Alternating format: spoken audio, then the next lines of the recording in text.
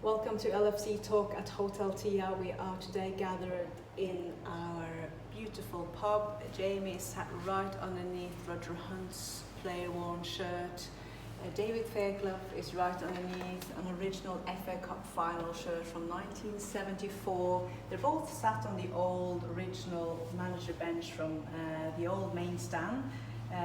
Jamie, you're only one seat away from the manager seat there to your right. Yeah, that's Klopp's, and beneath the seat, and even Dalglish and Roy Hodgson was even sat in that seat at some point. No. And on the opposite side of you, we have the lovely James Pearce. Welcome back to our podcast, James. It's lovely to have you back. Thanks for having me. Have you been very busy? Yeah.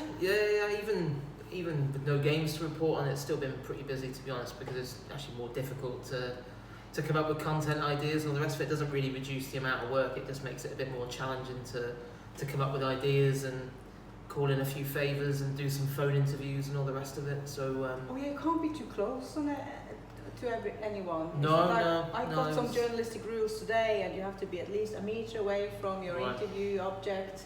You need to do the most you can outside or by phone. Yeah, and it doesn't change. I work from home most of the time anyway, so it doesn't massively change things with that. But yeah, it's just a very, very odd time, isn't it? It's absolutely unprecedented, but it just gives you the chance to write about some things that maybe you didn't get the chance to do at earlier times when there was so much going on. Today we are looking into our highlights of the season so far. We've played 29 rounds, only 9 to go. We are at the moment, as we speak, 25 points clear with one match played more than City. And we have quite a few amazing highlights to look back on while we wait for this season to hopefully be finished in the not too far future. If we start with you, Jamie, what is your highlight so far in this season? I suppose that 18 games undefeated on the pitch, probably the 18 games undefeated, that sort of show of togetherness from the players, and it's just unbelievable display again from them. What the focus and everything, just to see the. But more so the togetherness of them, seeing how they work for each other on and off the pitch and everything else. It's just been great. It's been a great few months to be a Liverpool fan. That's on the pitch. I mean, I've had some great gigs this season, I suppose. With respect to the LFC gigs, I'd probably say my best one this season to date probably be the Christmas one in the Olympia. It was amazing, 2,000 people there, and great acts on, and just Liverpool were obviously top of the league at Christmas. It's always great, and then going to Qatar and playing out there for the World Club Cup, that was another good one. But then in my own music, I'd probably say my Arts Club gig after my single Just Gone. That's me. I think that's my all-time favourite gig of the year so far. Why was that such a good one? Just because it was my own music, and obviously I work on my own music night and day. I've done it for. It's now been my profession for the best part of 6 months, but for years and years I've been in sort of my bedroom and whatever, writing songs and working on them, and to see. It was the first real taste I got of people singing all of my own songs back to me and playing with the band again, and just seeing the crowd. It was an amazing feeling. Something that you've always sort of dreamed of, and it was a nice feeling, yeah. So thank you to everyone who was there and who listened to all the music and made that possible. My son still sings your songs when he cooks eggs. You've got a big fan. How old is he? As well. He just turned 14. So he's 14 and can cook eggs. That's like, it's more than I can do. Fair play to him for that. You definitely know what you need to spend this quarantine time in. Yeah, you need to learn how to cook, my friend. Cooking eggs and singing at the same time. Fair play, Elias. When you look back on the season, David, what strikes your mind first? in terms of this season? City game at home, I think. That was a special moment. We know we wanted to usurp City this year. They were very much our target. And I think the way we came through against City at home was memorable. I think that kind of arrogance that City have seemed to possess, to show off.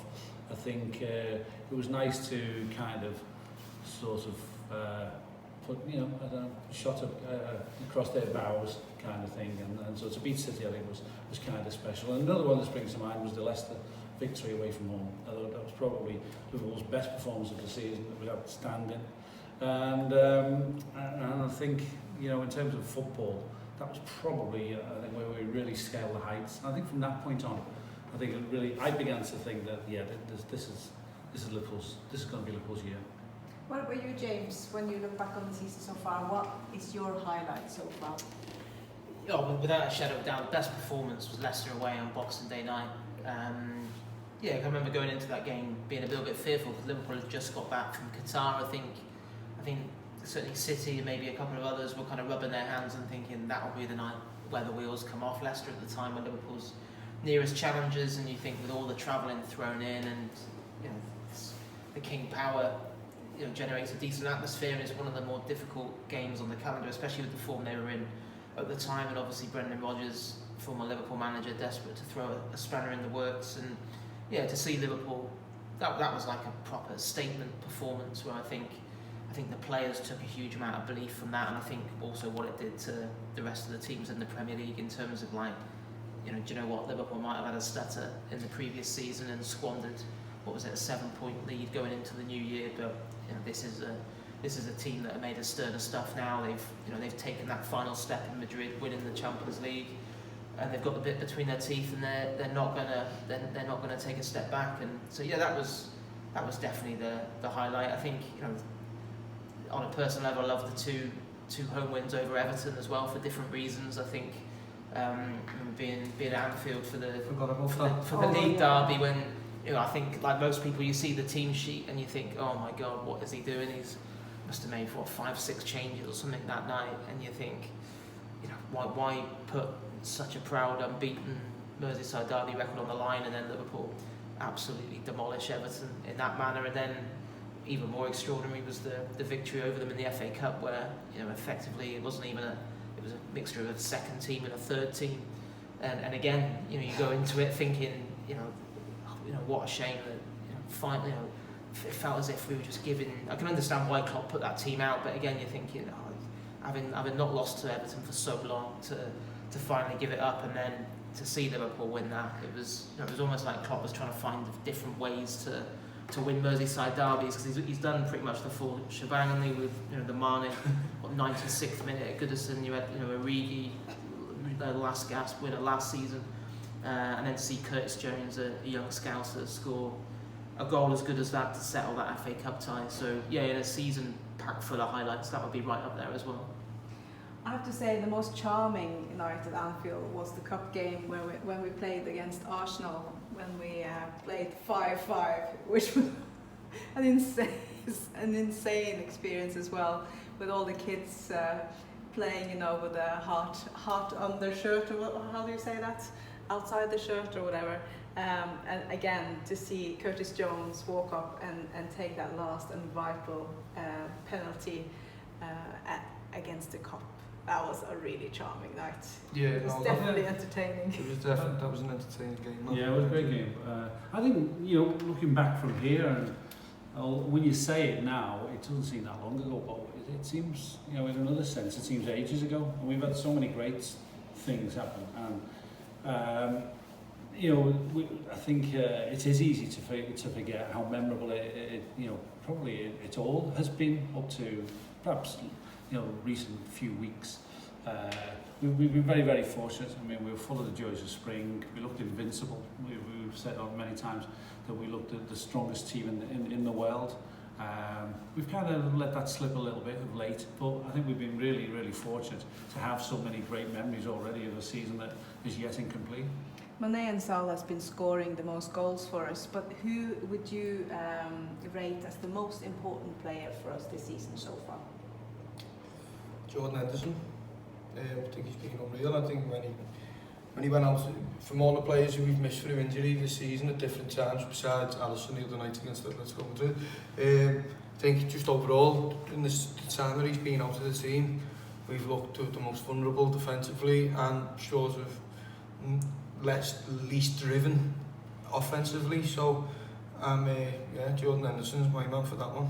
He's been unreal.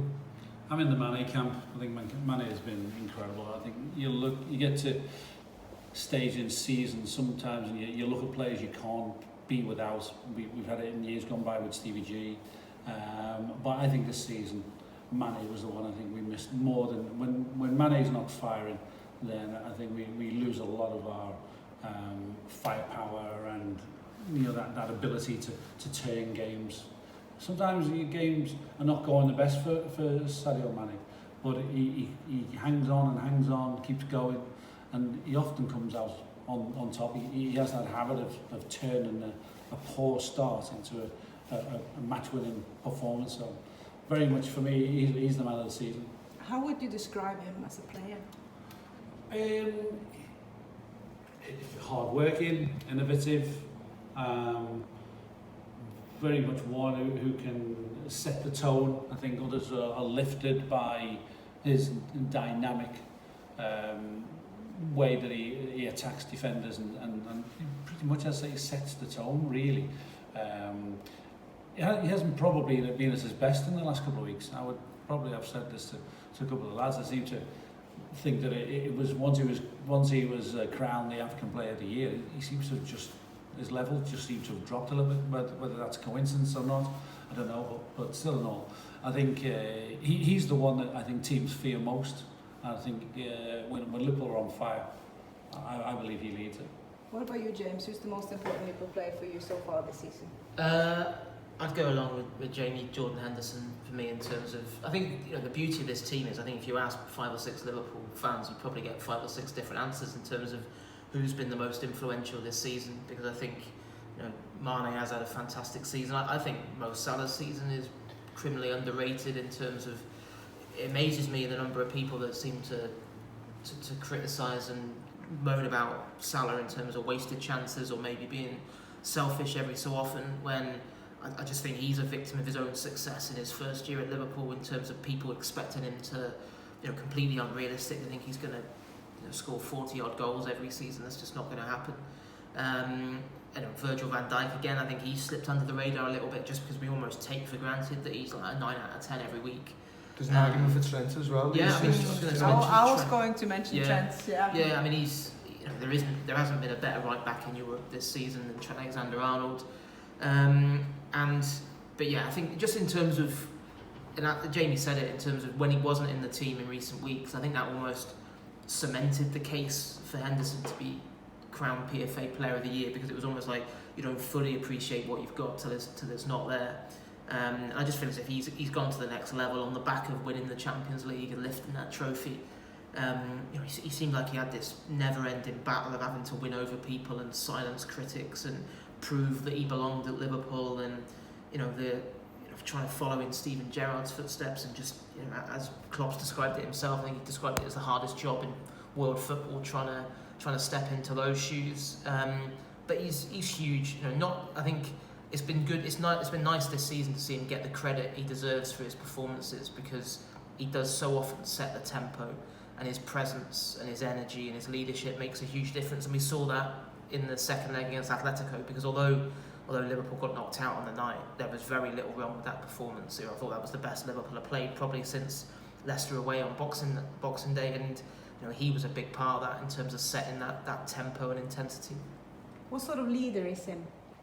Do you know what? He's not a massive talker. He's not someone who would give huge long speeches in the dressing room or anything like that. He's more a type of captain who leads by example in terms of the way he is and the way he leads his life. I think I remember doing an interview with Trent Alexander-Arnold who just said, everyone just looks up to him. He said you can't, he doesn't. He said he doesn't say a huge amount, but what he does say, you listen to him because he's worth listening to, because he's not one of those people that would maybe say one thing and do another. He leads his life exactly the way an elite sportsman should do. And he sets the perfect example, and certainly, you know, and also he's huge in terms of that dressing room, in terms of making sure there's no cliques, there's no little breakaway groups, everyone feels a part of it. You know, Klopp said himself, you know, that's been so key to Liverpool's success, the fact that they all have bought into this, they all feel like they're part of something special, and Henderson's absolutely key to that. This is also the season that we became world champions for the first time. What does that mean to you guys? And it's just good. It's great to have an argument that we're the best team in the world. It was just nice, wasn't it? Just to be able to say, you know, when people, oh, Liverpool are the best team in the world, and if someone were to say to you, oh no, they're not. No, we are actually the best team. We are officially world champions. And is it every 4 years that competition still, or is it every jigging it down, yeah. Well, you know, to be on top of the world for a day is better than to not being on top of the world at all, isn't it? So, yeah, no, that was great. And also because, you know what, I mean, I'm not sure about yourself, David, but people sort of played down the idea of the World Club Cup as a big competition, and like the flamenco fans over in Qatar, they were really quite annoying, actually. Like every song that they were singing was about beating Liverpool. Yeah, huge for them, isn't it? Yeah, and it was massive, and it sort of made it a bit bigger for me, because I was everywhere I was walking around doing stuff with whatever, whether it was gigging or just had a Liverpool, you know, something to do with Liverpool, or had a film crew with me. Everybody was constantly flamenco. We were, you know, I think they thought that they were going to walk over us, and they really made it.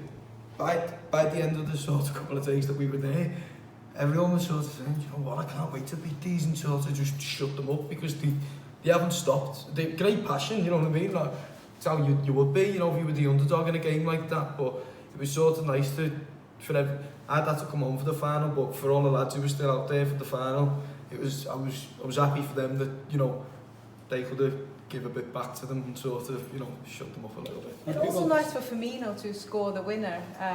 He's been struggling a bit to score, especially at home this season. But sorry, David. No, I'm a big Firmino fan. I think previously, you look at Firmino to pull the strings.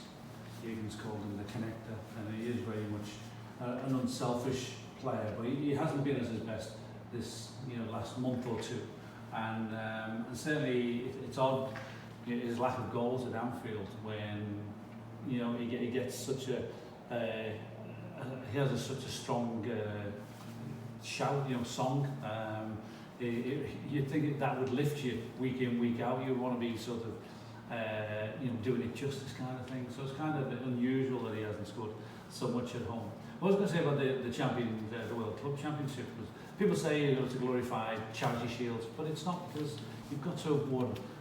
First of all, you had to win your way into the Champions League. Then you have to win the Champions League, and then you go to the thing. So it's not all about one game. I mean, it's by people who kind of look at it and think, oh well, you win one game, you go, but it's all the work that's gone before. It's a year's work to get to that final. Only the teams that achieve the highest thing get to play the World Cup Championship. It's not, so it's worthy, and it's great, and it's a shame that we'll not keep it for longer, obviously. But it is, as Jamie says, it's great to have it for a day. We've enjoyed it we'll enjoy it for a year, but even for any point the club is world champions. It's an incredible badge to wear.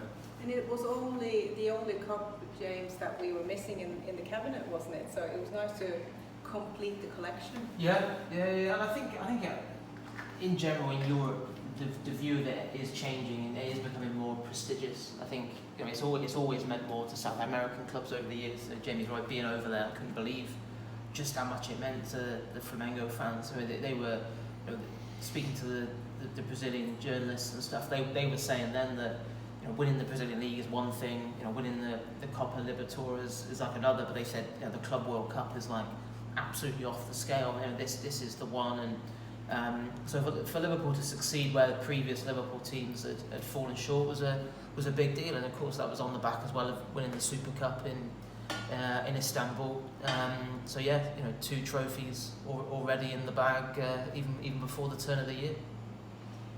It's been a wonderful season so far, and we can't wait to land it eventually. So just hang in there, everyone. We'll get there soon, hopefully. Take care, look after yourselves. Bye bye.